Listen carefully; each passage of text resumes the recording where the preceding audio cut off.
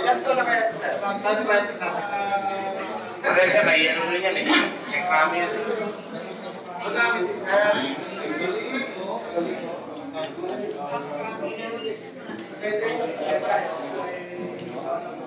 Grabe mo nga, only lang. Ayun na kaya. Hindi pa tayo tao yun. Hindi pa nga tao yung magulang natin yan eh. Ito yung ginamit ni ano ni Emilio Aguinaldo.